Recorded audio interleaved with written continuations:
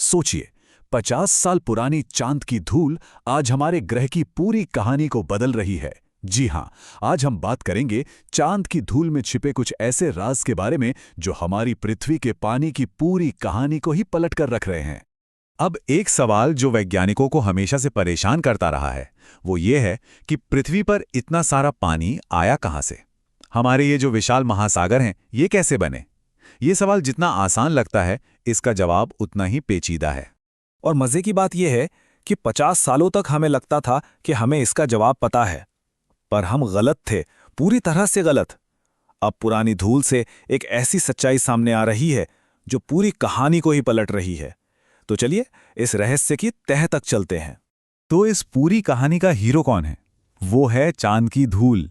जी हां, वही धूल और चट्टानें जो अपोलो मिशंस के एस्ट्रोनॉट्स अपने साथ लाए थे। ये सिर्फ पत्थर के टुकड़े नहीं हैं, बल्कि ये तो इतिहास की एक खुली किताब है। अब सवाल उठता है कि चांद ही क्यों? देखिए, चांद एक तरह का अल्टीमेट टाइम कैप्सूल है। वहां ना तो हवा है, ना मौसम, ना ही धरती की तरह खिसकने वाली टेक्टोनिक प्लेट्स। मतलब जो जैसा है अरबों सालों से वैसा ही पड़ा है। वहां की हर चट्टान एक छोटा सा आर्काइव है जिसमें वो सारी कहानियां कैद हैं जो हमारी पृथ्वी की शुरुआत के वक्त हो रही थीं। तो चलिए पहले उस कहानी को समझते हैं जो अब तक हमें सुनाई जाती थी। मतलब इस नई खोज से पहले वैज्ञानिक क्या मानते थे?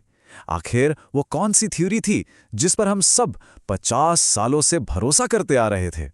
इस पुरानी कहानी का एक बड़ा हिस्सा था लेट हैवी बम्बार्डमेंट। जरा सोचिए, हमारा सोलर सिस्टम जब नया नया था तो ये एक बहुत ही वाइल्ड जगह थी। हर तरफ से उल्कापिंड, चट्टानें, बर्फ के गोले ग्रहों से आकर टकरा रहे थे। और यही माना जाता था कि इसी बम्बार्डमेंट के दौरान पृथ्वी को पानी का वो खजाना मिला जो आज हमारे महासागर हैं। तो थ्योरी बड़ी सिंपल थी। स्टेप 1, हमारी पृथ्वी जब बनी तो वो सूखी और गर्म थी। स्टेप 2, फिर शुरू हुआ वो भयंकर दौर, लेट हैवी बम्बार्डमेंट। स्टेप 3, बर्फीले उल्कापिंडों की बारिश होने लगी। और स्टेप 4, यही उल्कापिंड अपने साथ पानी लाए और धीरे धीरे हमारे महासागर बन गए। सुनने में बिल्कुल सही लगता है ना? लेकिन जैसा कि होता है, साइंस कभी एक जगह नहीं रुकता। और जैसे ही हमारे पास नई टेक्नोलॉजी आई, इस खूबसूरत सी कहानी में एक बहुत बड़ी दरार पड़ गई। एक ऐसा सबूत सामने आया जिसने पूरी बाजी ही पलट दी। और ये कमाल किया टेक्नोलॉजी ने। वैज्ञानिकों ने उन्हीं पुराने अपोलो सैंपल्स को फिर से उठाया, लेकिन इस बार उनके पास थे नए सुपर पावरफुल टूल्स, जैसे high precision triple oxygen isotope. इनसे वो उन चट्टानों को मॉलिक्यूलर लेवल पर देख सकते थे, ऐसी बारीकी से जो 70 के दशक में सोचना भी नामुमकिन था। और बस यहीं पर कहानी ने एक यू टर्न ले लिया। देखिए, अगर उल्कापिंडों ने ही धरती और चांद पर पानी की बारिश की होती तो चांद की चट्टानों में एक खास मात्रा में हाइड्रोजन मिलना चाहिए था। अब मिला तो, लेकिन जितनी उम्मीद थी उतना नहीं मिला। ये एक छोटा सा केमिकल मिसमैच था, पर इसके नतीजे बहुत बहुत बड़े थे।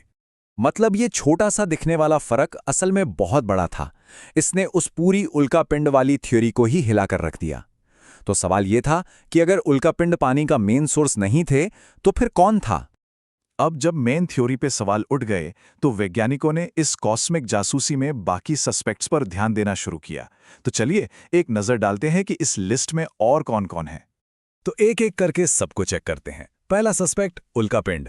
हाँ, इनसे कुछ एलिमेंट्स तो आए, पर हाइड्रोजन का हिसाब किताब गड़बड़ है, तो ये मेन सोर्स नहीं हो सकते। दूसरा सस्पेक्ट कॉमेट्स यानी धूमकेतु।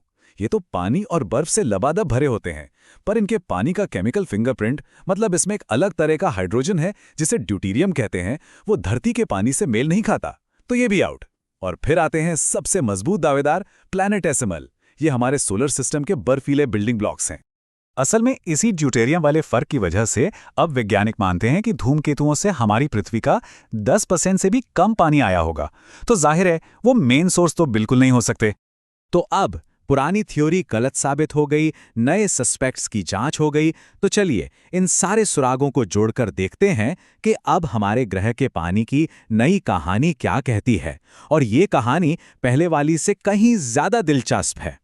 तो अब जो नई सच्चाई सामने आ रही है वो ये है कि मामला थोड़ा कॉम्प्लिकेटेड है। मतलब पानी किसी एक जगह से नहीं आया, ये एक तरह की कॉस्मिक खिचड़ी थी। उल्कापिंड, धूमकेतु, प्लैनेटेसिमल सबने अपना अपना हिस्सा डाला। लेकिन सबसे हैरान करने वाली बात यह है कि शायद पानी का एक बहुत बड़ा हिस्सा हमारी पृथ्वी के अंदर से ही आया। जी हां, जब हमारी पृथ्वी बन रही थी तब पानी भाप बनकर इसके वायुमंडल में फंस गया था और फिर लाखों करोड़ों सालों तक ये पानी बरसता रहा और हमारे महासागर बनते गए। तो सबसे जरूरी बात जो हमें समझनी है वो ये है कि हमारे महासागर किसी एक घटना का नतीजा नहीं है। ये अंदर और बाहर की ताकतों का मिला-जुला नतीजा है। बाहर से उल्कापिंडों की बौछार भी थी और अंदर से पृथ्वी की अपनी प्रक्रियाएं भी काम कर रही थीं। इन दोनों ने मिलकर ही हमारी इस नीली दुनिया को बनाया है। सोचिए, 50 साल पुरानी धूल ने हमें अपने ही घर की कहानी को फिर से लिखने पर मजबूर कर दिया। यह हमें सोचने पर मजबूर करता है कि चांद ने तो एक राज खोल दिया, पर न जाने वहां हमारी पृथ्वी के बारे में और कितने राज छिपे होंगे। और जब हम वहां वापस जाएंगे तो और क्या नया पता चलेगा जो हमारी सोच को हमेशा के लिए बदल देगा।